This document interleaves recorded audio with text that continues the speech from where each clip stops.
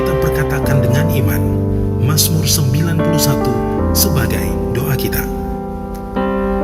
Dalam lindungan Allah, orang yang duduk dalam lindungan yang maha tinggi dan bermalam dalam naungan yang maha kuasa akan berkata kepada Tuhan, tempat perlindunganku dan kubu pertahananku, Allahku yang kupercayai.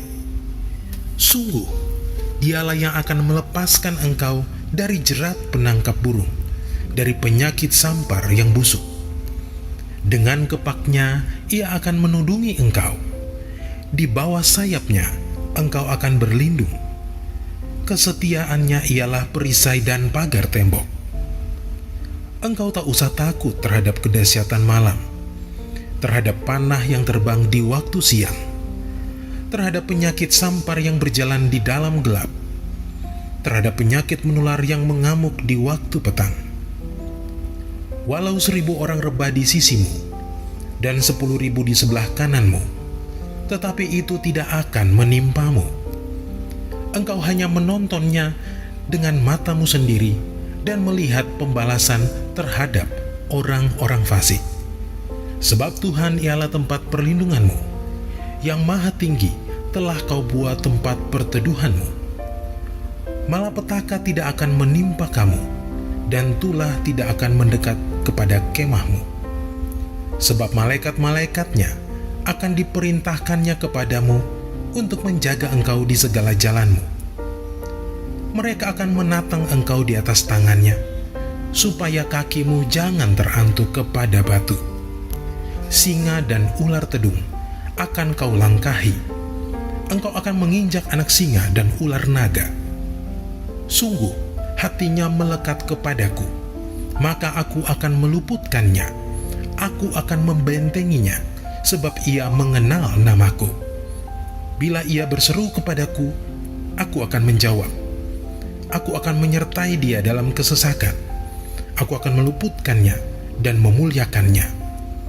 Dengan panjang umur akan kukenyangkan dia, dan akan kuperlihatkan kepadanya keselamatan daripadaku. Shalom saudara sekalian, pada kesempatan kali ini kita akan membahas 3 pilar Pentakosta ketiga. Nah, salah satu karakteristik daripada umat Pentakosta adalah mereka menekankan akan tuntunan Tuhan di dalam kehidupan sehari-hari. Kalau bisa dibilang, suara hati umat Pentakosta itu mirip dengan doa Musa di dalam Keluaran 33 ayat yang ke-15. Jika engkau sendiri tidak membimbing kami, janganlah suruh kami berangkat dari sini. Kita sebagai umat Pentakosta juga menyerukan hadirat Tuhan yang terus-menerus menuntun dan membimbing kita. Sebagaimana Musa memerlukan tuntunan Tuhan dalam kesehariannya di Perjanjian Lama, kita juga melihat bagaimana gereja mula-mula dalam Perjanjian Baru melibatkan tuntunan Tuhan di dalam mengikuti kehendak dan rencana Tuhan. Di dalam Kisah Rasul pasal yang ke-15, kita melihat bagaimana gereja mula-mula menghadapi masalah ketika bangsa yang bukan Yahudi bertobat, menerima karunia keselamatan, menerima karunia Roh Kudus. Masalah timbul ketika beberapa orang Yahudi yang telah menjadi percaya berkata, orang-orang yang bukan Yahudi ini harus disunat, diwajibkan untuk mengikuti seluruh hukum Taurat. Bagaimana gereja mula-mula pada waktu itu mengikuti tuntunan Tuhan dalam permasalahan yang penting ini? Mereka mengikuti tuntunan Tuhan lewat 3 pilar, yaitu pilar Roh Kudus, pilar komunitas, pilar firman Tuhan. Lewat ketiga pilar ini, gereja mula-mula akhirnya dapat menerima bahwa bangsa yang bukan Yahudi telah menerima keselamatan dan juga karunia Roh Kudus. Mereka tidak lagi perlu disunat dan tidak perlu melakukan seluruh hukum Taurat. Bagaimana dengan gereja Tuhan pada zaman now mengikuti tuntunan Tuhan tentang Pentakosta ketiga? Kita pun mengikuti tuntunan Pentakosta ketiga menggunakan ketiga pilar ini. 3 pilar inilah yang menjadi acuan penafsiran orang Pentakosta. Mari kita simak bersama. Yang pertama, pilar Roh Kudus. Kita melihat bagaimana kuasa Roh Kudus di Pentakosta yang pertama itu luar biasa. Dalam Kisah Rasul pasal yang kedua, Petrus berkhotbah, 3.000 orang diselamatkan. Bahkan dalam waktu 100 tahun pertama, 70% dari dunia yang dikenal pada saat itu menjadi Kristen. Tetapi amanat agung belum tuntas. Roh Kudus terus berlanjut di Pentakosta yang kedua di Azusa Street. yang menghasilkan kira-kira 700 juta jiwa. Namun amanat agung juga belum selesai. Karena itulah karya Roh Kudus berlanjut dengan Pentakosta ketiga sekarang di Indonesia. Pentakosta ketiga inilah yang akan menuntaskan amanat agung dan membawa penuaian jiwa yang terbesar dan terakhir sebelum Yesus datang kembali. Haleluya. Yang kedua, pilar komunitas orang percaya. Kita lihat bahwa tuntunan Pentakosta ketiga tidak diklaim seorang diri saja, melainkan telah didoakan, dikonfirmasi, disaksikan oleh kaum Pentakosta secara global yang diwakili oleh Empower 21. Kalau saudara ingat, di Empower 21, gembala sidang dan pembina kita menggaungkan visi Pentakosta ketiga di hadapan bangsa-bangsa. Mereka mengaminkan, menerima, mengkonfirmasi, membawa api Pentakosta ketiga kembali ke negara mereka. Pilar yang ketiga, pilar firman Tuhan.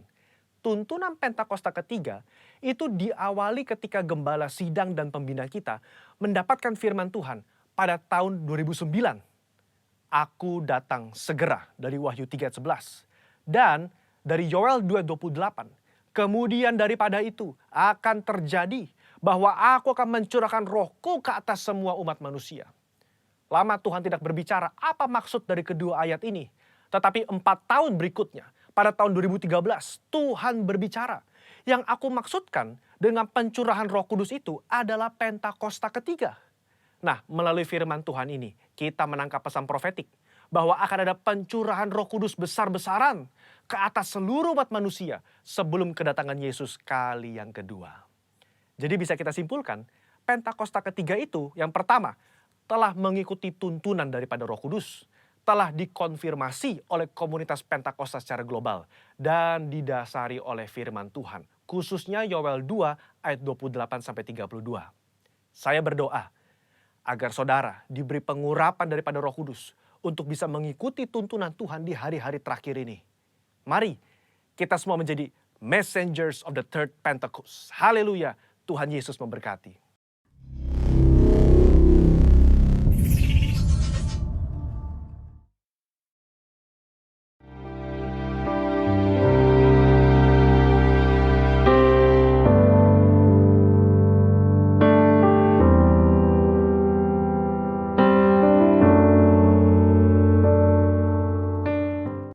Shalom Bapak Ibu Saudara dimanapun berada, yang ada di rumah-rumah juga pagi hari ini. Haleluya, kita boleh mengucap syukur kalau hari ini masih boleh beribadah bersama-sama meskipun masih streaming. Saya percaya Bapak Ibu Saudara, waktu kita ada dalam hadirat Tuhan selalu ada kekuatan yang baru. Amin. Pagi hari ini mari saya ajak Bapak Ibu Saudara untuk masuk dalam ibadah kita. Kita mau menundukkan kepala terlebih dahulu, kita akan berdoa. Terima kasih Tuhan Yesus, Engkau Allah yang baik dalam kehidupan kami.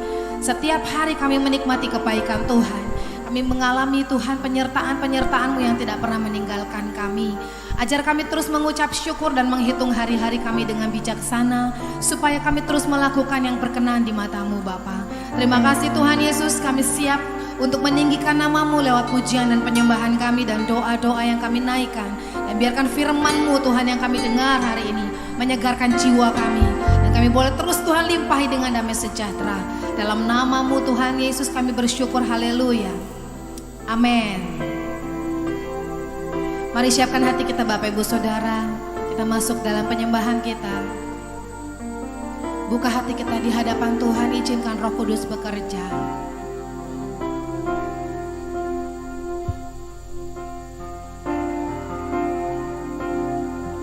Bapa, Engkau mengenalku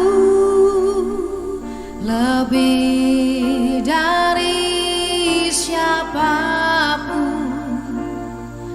Engkau tahu ceritaku dan isi hatiku. Tak peduli masa lalu, Engkau tetap memilihku. Ubahkanku, sempurnakan, jadi karya yang indah.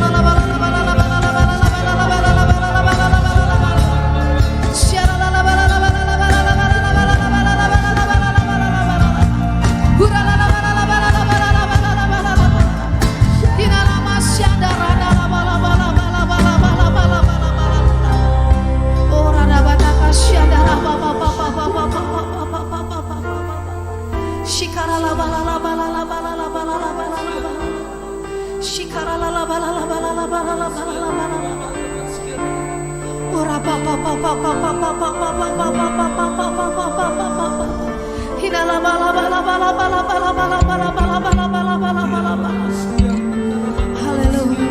Mari katakan sekali lagi. Kini aku percaya tiada yang mustahil bagimu. Kuasa-Mu Tuhan, kuasa-Mu Tuhan Yesus yang menguatkan kami Tuhan.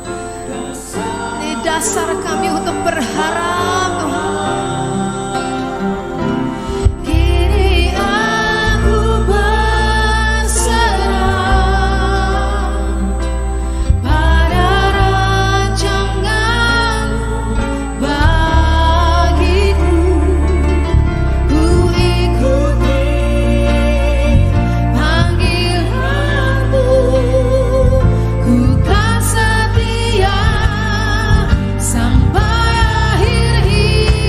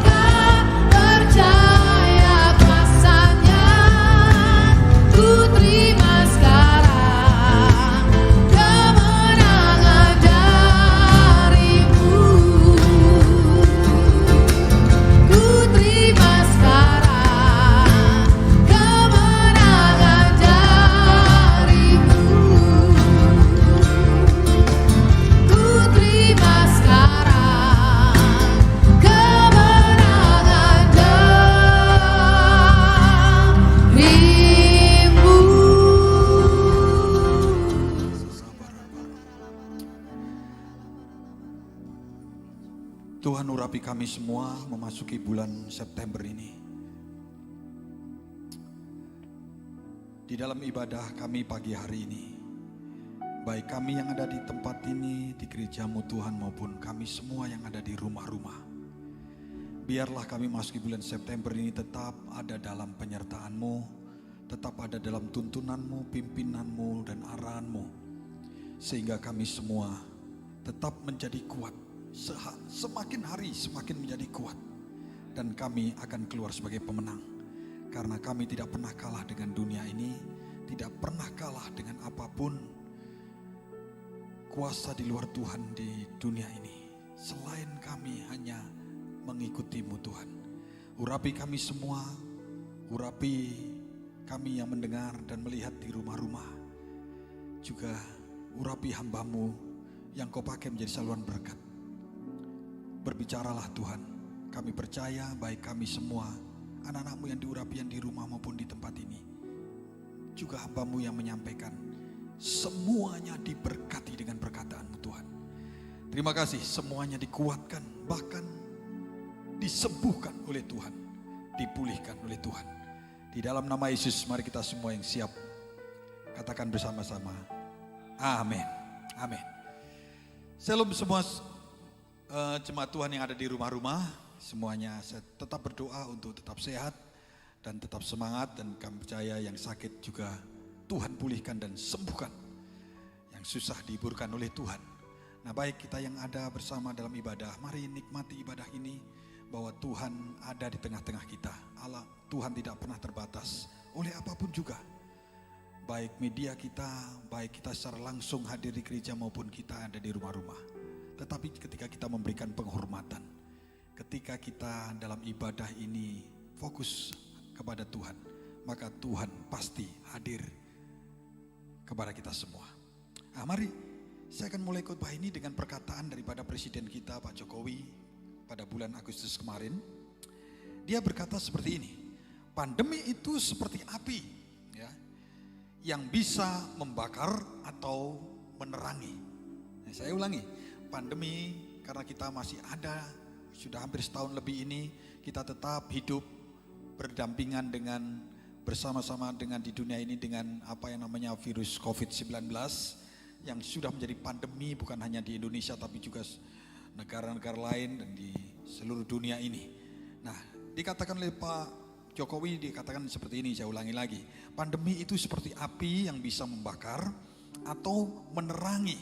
Nah, saudara, maksud daripada menerangi ini, kata Pak Jokowi adalah kalau kita memiliki sikap yang benar, memberikan respon yang baik, yang benar, maka justru pandemi ini akan menerangi kita untuk memberikan motivasi kepada rakyat Indonesia dan juga introspeksi buat kita semua. Nah, memang pandemi ini tidak enak, ya. Tidak ada orang yang tidak ingin menghindari daripada pandemi ini, ya. Tapi mari perkataan pemimpin kita ini, presiden kita ini adalah perkataan yang benar. Saya sebagai hamba Tuhan, bahwa kalau kita meresponi dengan baik, maka kita akan berjalan dengan kekuatan yang dari Tuhan. Ya, kita sudah ingat pada waktu awal-awal kita mengalami ketakutan yang luar biasa. Tidak ada orang yang tidak takut dengan pandemi ini, kecuali orang nekat dan orang tidak waras, ya. Tetapi orang yang waras, yang ngerti bahwa ini adalah virus yang sedang mengamuk, sedang ada di seluruh negara menjadi pandemi, maka tidak ada yang tidak ketakutan. Tetapi saudara, berjalannya waktu kita tidak boleh diam, kita semakin hari semakin belajar apa yang Tuhan mau, apa yang terjadi saat ini. Dan setelah kita belajar, maka saya percaya saudara akan dibawa kepada satu keadaan yang tentunya jauh akan lebih baik, yaitu keadaan yang terus akan bertumbuh dalam kehidupan kita.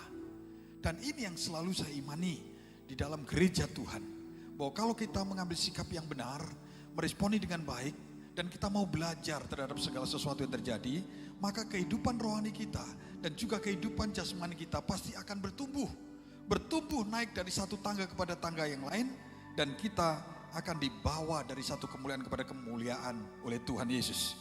Nah saudara, mari kita lihat di dalam Alkitab kita, murid Kristus sebelum menjadi murid Tuhan, dia juga mengalami sesuatu yang tidak enak. Ya, tentunya semuanya berharap segala sesuatu itu berjalan mulus, berjalan baik, berjalan dalam keberhasilan, dan berjalan sesuai dengan apa yang diinginkan dan direncanakan. Tetapi tidak semuanya akan terjadi seperti demikian. Nah, saudara, mari kita akan lihat di dalam Lukas 5, seorang murid yang bernama Simon Petrus. Lukas 5 ayat ke-5 saya akan bacakan bagi saudara, dan saudara baca di rumah, saudara bisa membaca. Lukas 5 ayat yang ke-5 dikatakan demikian. Ketika Simon Petrus melihat hal itu, ayat yang ke-5 dikatakan begini. Simon menjawab, "Guru, telah sepanjang malam kami bekerja keras dan kami tidak menangkap apa-apa. Tetapi karena engkau menyuruhnya, aku akan menebarkan jala juga." Saudara, saya ulangi perkataan ini ya, supaya kita semakin lebih hati-hati, lebih cermat lagi membaca ayat ini. Ayat ini ada pada perikop penjala ikan menjadi penjala manusia. Ada perubahan hidup, ada perubahan jalan kehidupannya yang membawa dia menjadi orang-orang yang bukan hanya diberkati, tetapi menjadi berkat bagi banyak orang, termasuk kita hari ini. Ya. Dari zaman ke zaman, saudara, luar biasa. Perbuatan yang sekian ratus tahun yang lalu, sekian ribu tahun yang lalu, maka itu tetap memberkati kita sampai hari ini. Karena Tuhan ubah. Di dalam perikop ini berbicara tentang penjala ikan menjadi penjala manusia. Nah, saudara, ayat kelima dikatakan seorang Simon menjawab, "Guru, telah sepanjang malam kami bekerja keras dan kami tidak menangkap apa-apa. Tetapi karena engkau menyuruhnya, aku akan menebarkan jala juga." Nah, saudara, ada dua kalimat yang akan menjadi berkat bagi kita semua. Yang pertama, jawaban Petrus, Simon ini yang berkata, "Guru, telah sepanjang malam kami telah bekerja keras dan tidak menangkap apa-apa." Saudara, ini pernyataan Simon seperti manusia-manusia yang lain yang menginginkan keberhasilan. Jadi tidak ada jalan lain kecuali dia sebagai nelayan harus bekerja keras sepanjang hari. Karena dia tahu ketika dia bekerja keras menebarkan jalannya, mendayung perahunya ke tengah, lalu menebarkan jala setiap hari, dan itu tidak mudah dia lakukan karena cuaca kadang-kala juga berubah, kadang-kala angin juga berubah, kadang-kala ombak tidak selalu tenang. Tetapi dia tahu kalau itu tidak dia lakukan, maka dia tidak akan pulang dengan membawa apa-apa. Maka dia sepanjang hari itu, sepanjang malam itu harus bekerja keras. Dia harus sungguh-sungguh. Saudara, ini umum dilakukan oleh semua orang. Semua orang, maka hasil itu tidak mengingkari usaha, betul ya? Begitu. Kalau dia berusaha, maka dia akan mendapatkan hasil. Kalau dia sebentar bangun, sebentar tidur, Amsal katakan, maka kemelaratan yang akan datang kepadamu. Ini umum. Ini semua hukum yang berlaku untuk semua orang. Ya. Jadi maka wajar kalau Simon itu menjawab, "Saya ini sudah bekerja keras sepanjang malam, sudah pergi dan sudah menyiapkan." Jadi kalau saudara baca semuanya, nanti sudah dapatkan bahwa mereka sudah di pinggir pantai dan mereka sudah tidak berlakukan apa-apa. Lalu mereka sudah mulai membersihkan jala-jala mereka dan segera akan pulang tanpa membawa hasil. Saudara tentunya tidak bersuka cita, tentunya tidak sedang gembira, tentunya tidak sedang bersemangat luar biasa. Karena di tangannya ini hampa dari apa yang dilakukan.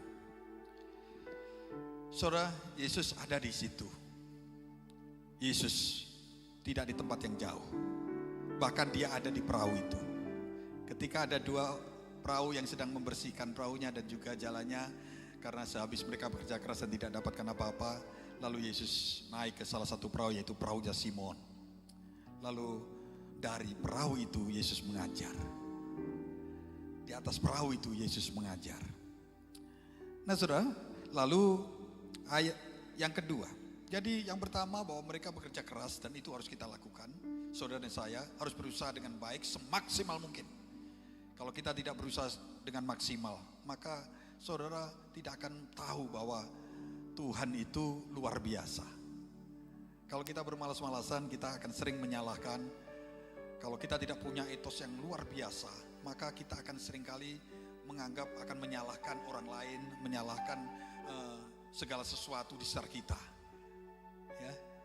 Tapi kalau sudah bekerja keras dan tidak berhasil, mari, apa yang dikatakan?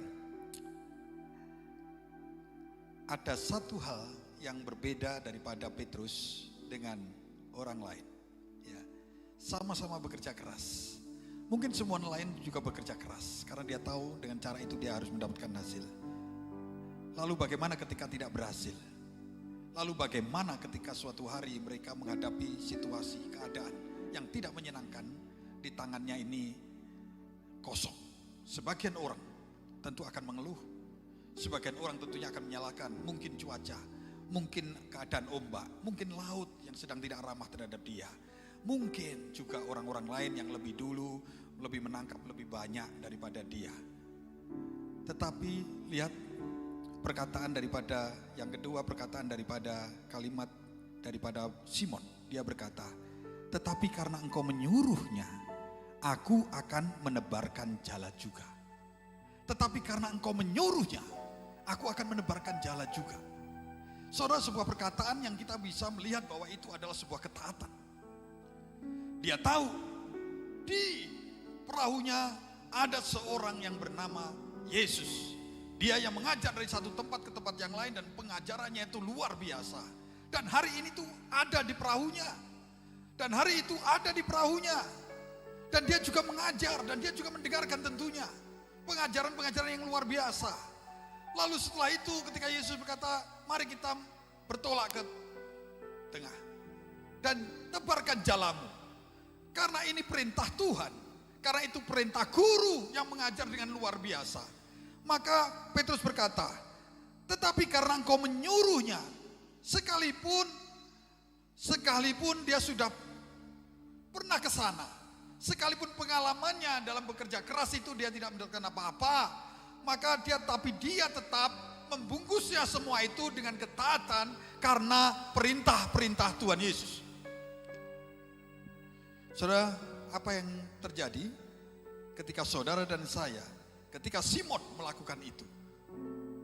Ketika Simon dalam ketidakberdayaannya, dalam ketidakberhasilannya, dalam ketidaknyamanannya, dalam ketidakbanggaannya, dalam ketidaksemangatnya dia untuk menghadapi hari yang akan dia lewati. Bahkan mungkin sebagian ada yang menangis kalau bekerja sepanjang hari dan tidak mendapatkan hasil. Tetapi ketika Simon taat mengerjakan apa yang diperintahkan Tuhan Yesus, maka dia melihat yang luar biasa. Apa yang dia tidak bisa lakukan, Tuhan lakukan. Ketika Simon Petrus melihat hal itu, ayat ke-8 saya bacakan bagi saudara. Ketika Simon Petrus melihat hal itu, ia pun tersungkur di depan Yesus dan berkata, Tuhan, pergilah daripadaku karena aku ini orang berdosa. Saudara, apa yang dia lihat? Dia lihat jalannya itu penuh dengan ikan. Berlimpah-limpah, bahkan dia memanggil temannya satu lagi yang di perahu tadi untuk membawa ikan-ikan itu, dan semua dikatakan penuh berlimpah dengan hasil yang luar biasa. Saudara, maka ketika dia melihat semua apa yang dilakukan Tuhan, dia melakukan sudah maksimal, dia lakukan sudah bekerja keras, sehingga dia tahu bahwa dia sudah mengerjakan bagiannya. Dan ketika Tuhan mengerjakan bagiannya, dia melihat yang luar biasa itu di depan matanya. Dan itu dia alami. Saudara, sehingga ketika Simon melihat itu, dia pun tersungkur di depan Yesus dan berkata, Tuhan, pergilah daripadaku karena aku ini orang berdosa. Saudara, mari kita cermati perkataan Simon ini. Tuhan. Saudara, di ayat 5 dia berkata, Guru. Tapi ketika dia melihat perbuatan tangan Tuhan yang luar biasa, dia berkata, Tuhan. Saudara, ada perubahan yang luar biasa. Saudara dan saya jangan Jangan pernah untuk tidak bersyukur tentang semua apa yang terjadi dalam kehidupan kita. Bahkan marah dengan Tuhan. Seolah-olah dia sebagai penyebab segala sesuatu. Bahwa kita anak Tuhan, kita sudah dipilih, kita sudah dipanggil. Kita sudah disendirikan di dunia ini oleh Tuhan. Tapi kenapa Tuhan kau buat seperti ini? Saudara jangan. Saudara jangan. Karena Tuhan tidak pernah merancangkan yang tidak baik. Rancangan Tuhan bukan kecelakaan, tapi masa depan yang penuh dengan pengharapan. Saudara, seorang Petrus tanpa mengalami itu semua, dia tidak akan pernah bisa berkata, Tuhan. Dia tahu Yesus, dia tahu pengajarannya, dia tahu siapa Yesus yang berjalan dari satu tempat kepada tempat yang lain, selalu mengajar, melepaskan kuasa yang luar biasa. Tetapi ketika dia ada di perahunya, Yesus ada dalam perahunya, Yesus begitu dekat dengan dia, yang semula dia hanya tahu dia seorang guru yang mengajar, yang ada dalam pengertian yang perkataannya itu hanya berhenti sampai pengetahuan. Yang perkataan Tuhan Yesus hanya berhenti sampai dia mengerti. Tapi hari itu ketika dia melihat perbuatan tangan Tuhan dalam kehidupannya, maka yang dia mengerti ini berubah menjadi pengakuan bahwa Yesus bukan hanya guru yang mengajar, tetapi Yesus adalah Tuhan. Ini yang harus kita garis bawahi. Tuhan ingin setiap saat dalam kehidupan kita, kalau kita mengalami segala sesuatu, kita tetap berkata terima kasih Tuhan. Kita tetap memuji Tuhan. Kita tetap menyembah Tuhan. Mata kita tidak pernah beralih kepada kesulitan yang begitu besar, atau beralih kepada berkat yang begitu berlimpah dalam kehidupan kita. Tapi mata kita tetap tertuju kepada Yesus Kristus yang adalah Tuhan, Alfa dan Omega, yang adalah sumber segala sumber, yang dia adalah segala-galanya dalam hidup saudara dan saya. Yang ketiga, mari kita akan lihat yang terpenting, yang juga penting dalam kehidupan kita. Ayat ke-11 menutup perikop ini. Dan sesudah mereka menghela perahu-perahunya ke darat, mereka pun meninggalkan segala sesuatu lalu mengikut Yesus. Lalu mengikut Yesus. Setelah dia tersungkur mengerti Yesus adalah Tuhan yang layak disembah, maka yang ketiga, maka Petrus mulai saat itu mengikuti Yesus. Saudara, apa yang perlu kita terjemahkan hari-hari ini dalam kehidupan kita? Mungkin kita tahu Yesus adalah guru, Yesus adalah Tuhan, Yesus melakukan yang luar biasa. Melakukan yang luar biasa kepada orang lain juga kepada kita. Kita seringkali mengalami itu. Tetapi ada hal yang seringkali tidak terjadi dalam hidup kita, yaitu kita mau mengikuti Yesus. Apa yang dipikirkan Tuhan, juga apa yang kita pikirkan. Apa yang Tuhan mau, kita juga mau. Apa yang Tuhan tidak mau, apa yang Tuhan benci, kita juga tidak mau dan kita juga benci. Itu percaya dan mengikuti Tuhan. Yang mengerti, ayo katakan amin pada diri kita sendiri. Yang sulit kadang-kala menjadi anak-anak Tuhan adalah untuk mengikuti Yesus. Bagaimana hidup kita harus mengikuti cara dengan seperti polanya Tuhan. Bagaimana kita bekerja, kita harus bekerja seperti apa yang Tuhan mau. Nilai-nilai di dalamnya harus seperti nilai-nilai yang Tuhan ajarkan. Kalau kita bergaul, kita harus bergaul seperti apa yang Tuhan minta. Ya. Bukan seperti dunia mau, seperti apa yang daging kita senang.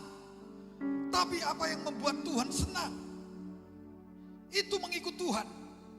Kebiasaan-kebiasaan kita harus menjadi kebiasaan-kebiasaan seperti yang Tuhan mau. Selama dia ada di dunia ini, Alkitab sudah mencatat apa yang menjadi kebiasaan Tuhan. Apa yang menjadi karakter, apa yang menjadi kesenangannya. Bagaimana dia melihat orang miskin, bagaimana dia melihat orang susah, bagaimana dia melihat orang menderita. Bagaimana dia melihat orang yang mengalami keterikatan dan lain sebagainya. Saudara, mengikut Yesus, dimanapun Tuhan berada, dia selalu menjadi berkat. Baik pengajarannya, perkataannya maupun perbuatannya. Demikian pula saudara dan saya, dipanggil Tuhan. Bukan hanya untuk diberkati, tapi harus menjadi berkat bagi semakin hari semakin banyak orang. Tapi Tuhan, saya sudah lakukan itu semua. Saya sudah lakukan semua itu. Saya sudah lakukan seperti apa yang kau minta. Mungkin saudara hari ini menjawab seperti demikian. Ada di antara saudara yang menjawab seperti demikian. Maka saya diingatkan untuk seorang anak muda yang ketika diajar Tuhan lalu dia berkata, semua sudah saya lakukan. Lalu Tuhan hanya minta, jual seluruh hartamu dan ikut aku. Jual seluruh hartamu dan ikut aku. Tuhan tidak menginginkan saudara untuk menjual rumahmu, rumah semua yang kau miliki hari ini. Tetapi artinya Tuhan ingin hati kita melekat kepada siapa? Apakah kepada pemberian Tuhan itu atau kepada yang memberi, yaitu Tuhan Yesus? Kepada siapa hatimu melekat? Itu yang dia katakan kepada anak muda ini. Saudara, mari kita introspeksi. Mari kita lihat yang terdalam dalam hidup kita ini.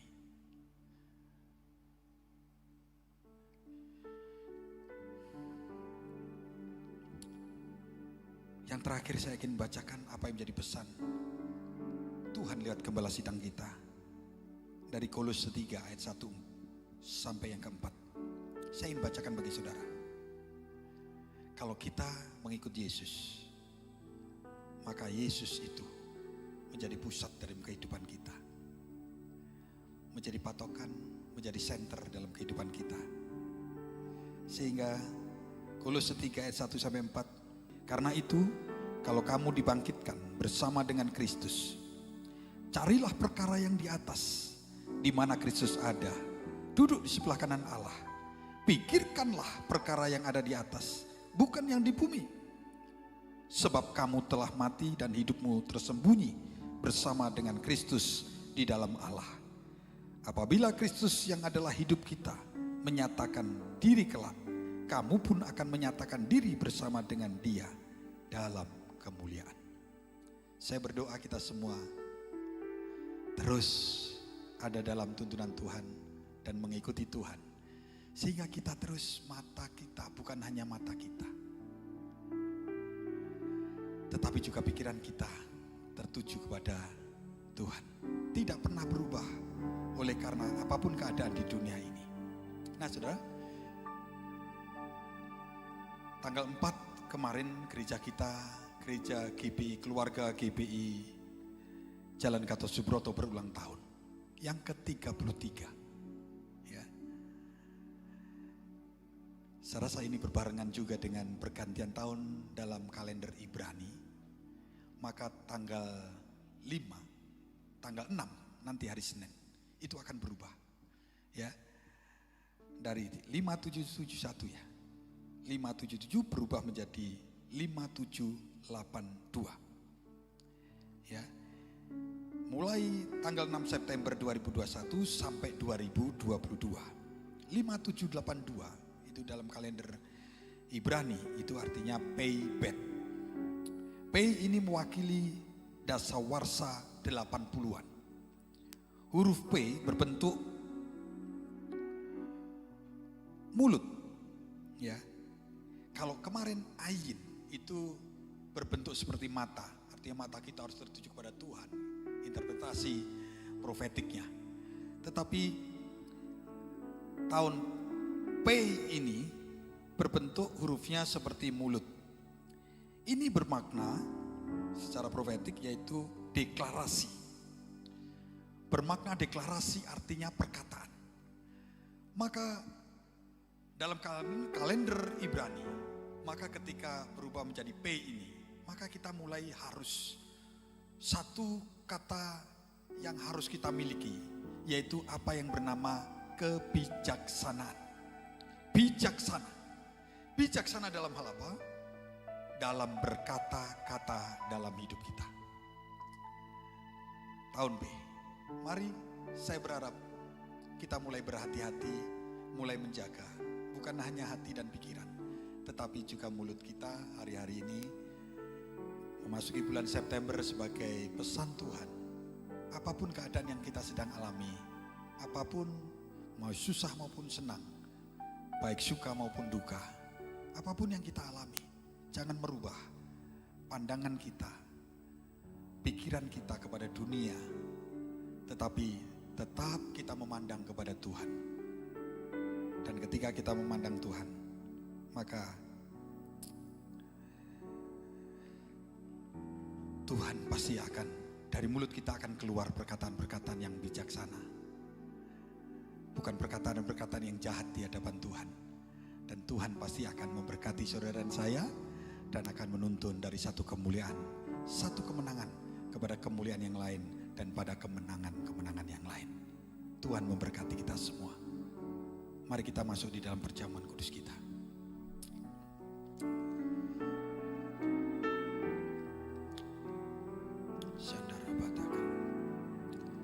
Mari saudara siapkan roti dan anggur di rumah.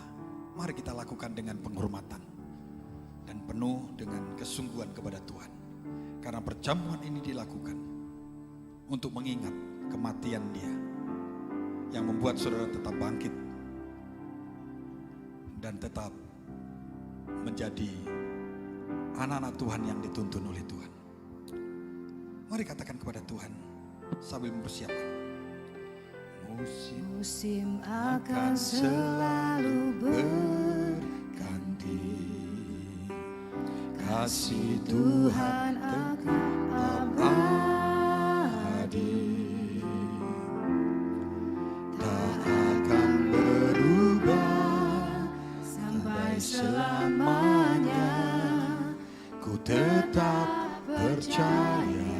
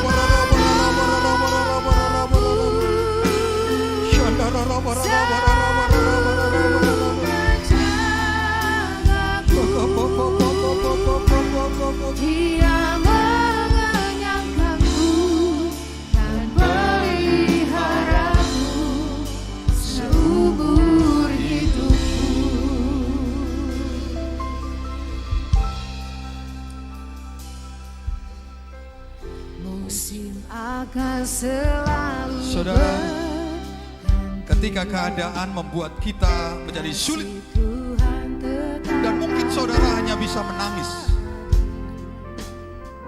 saudara tidak usah berpura-pura. Saudara tidak usah berpura-pura. Menangislah. Menangislah. Mungkin sekeras-kerasnya di kamarmu. Karena mungkin itu cara, hanya satu-satunya cara yang kau bisa lakukan. Berbicara kepada Tuhan. Menangislah di hadapan Tuhan.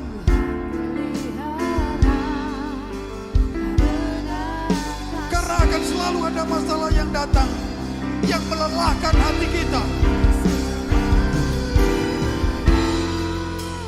Sekuat apapun kita berusaha menghindar,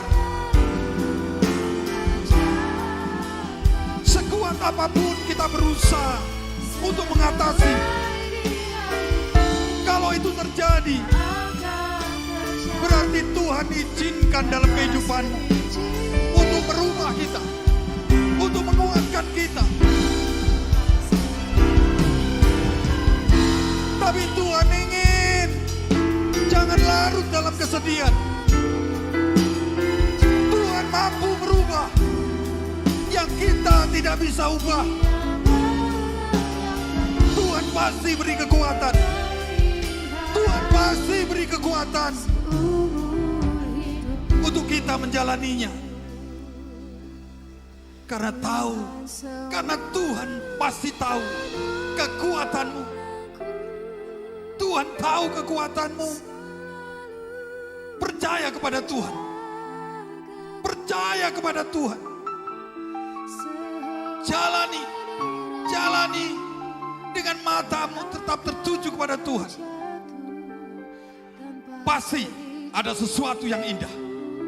Ada suatu kemenangan dalam hidupmu. Tetap berjalanlah lurus di hadapan Tuhan. Semakin kau percaya kepada Tuhan, semakin luruslah jalanmu.